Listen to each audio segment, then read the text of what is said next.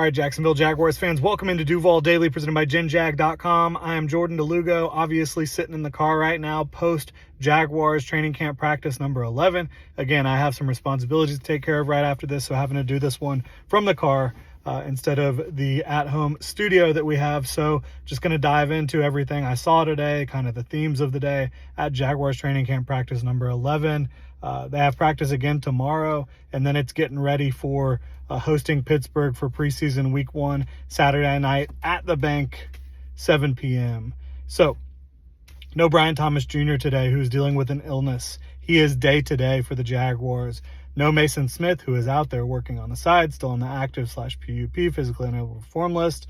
Hopefully they can get him back. Still no Eric Armstead. Don't really know what the situation is. We know there's like a lingering little back situation, but there's no clarity on how long Eric Armstead could potentially be out for, or if he will even be ready for the start of the regular season. It's all up in the air at this point. Liam Cohen doesn't seem to know the answers there. I think Mason Smith will be ready to go sooner rather than later. I'm not really supposed to speculate on that, but that's what I'm seeing personally. Today, I thought that after a really strong defensive performance for the Jags yesterday, the offense bounced back in a big way. And that's not to say that the defense did not make plays out there today, because the defense did make plays, but the first team offense was so sharp without Brian Thomas Jr. And that's not to say that they're better without him or even anywhere close to being as good as they are with him on the field. It's just to say that this offense, coached by Liam Cohen, coordinated by Liam Cohen and Grant Udinski, and captained by Trevor Lawrence, I don't think they were going to be denied or embarrassed the way they were a second straight day. They played really well. The receivers, Trevor Lawrence's receivers, played really, really well. Lawrence played well himself. He was 12 of 15 today, 4 touchdown passes, no interceptions, no passes that were close to being intercepted. Probably his worst throw was a pass that got batted down at the line of scrimmage, right? It was a really, really sharp day for Trevor Lawrence. He threw those 4 touchdown passes to Britton Strange, Parker Washington, Hunter Long, and De'Ami Brown. So the Britton Strange touchdown pass was on the goal line. It was a goal line drill for the Jaguars. He was able to get out to the offensive left side and kind of leak out and get open for a touchdown. The Parker Washington touchdown was in the red zone. He was able to get open and find some space and catch a touchdown pass. The Hunter Long touchdown was a deep shot down the sideline. Antonio Johnson in coverage was able to get it right over his hands. Trevor Lawrence was with some touch down the field to a very big athletic tight end in Hunter Long, who I do think is clearly the Jaguars tight end 2 right now behind Britton Strange. And that was a thing of beauty. Beautiful play. Had to be 40, 50-yard completion.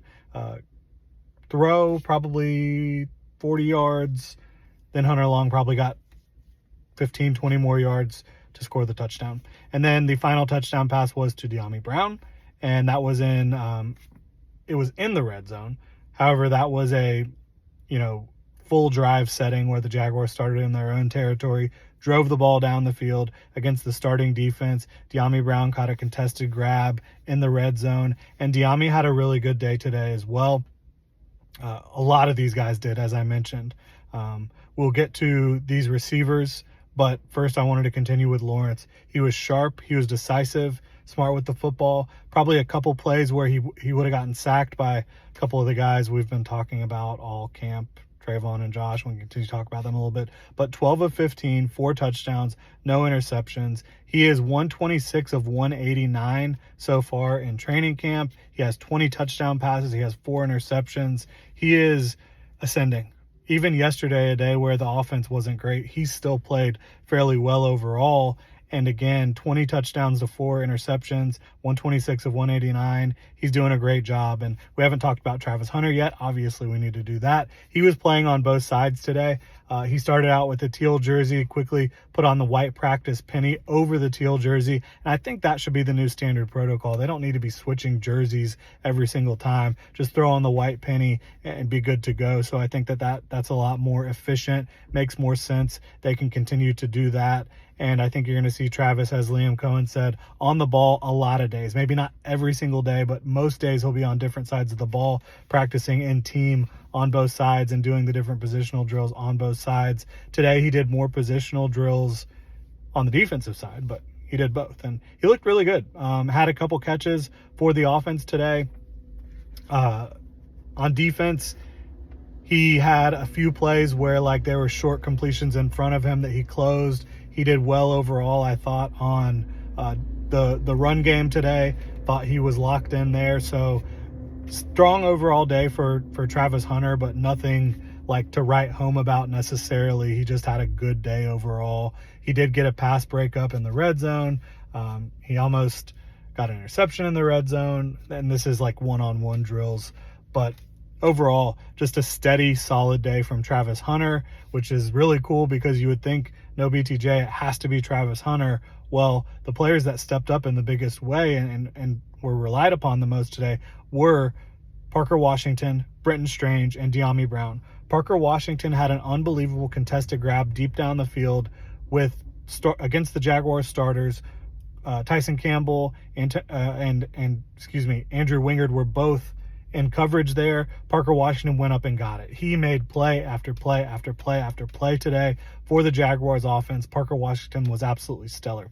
Brenton Strange, I mentioned he had that touchdown. He had a couple other catches, including a one-handed grab down the field where he had to leap, extend for the football with one hand, come down with it, and that was towards the end of practice. It's a physical practice. I thought this was a very physical practice, especially early on in a lot of the run game and short game stuff.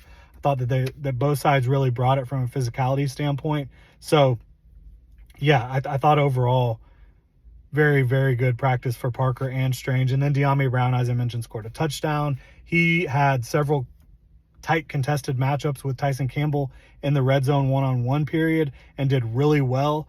Was able to score 2 touchdowns, one-handed grab by De'Ami. I mean, he has really elevated his play over the last week and a half.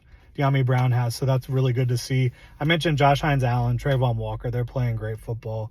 They are just menaces, just consistently, and that's great for Anton and Walker to be working against those guys every single day. Still a couple offensive penalties. I think Fred Johnson got hit with a false start, and he's been getting too many false starts. And then I think you also saw a formational offensive penalty where Jaguars offense got called for a penalty there. Antonio Johnson did get an interception off of, I think it was Danico Slaughter, who got his hands on the football over the middle, popped up. Antonio Johnson got his hands on it. That was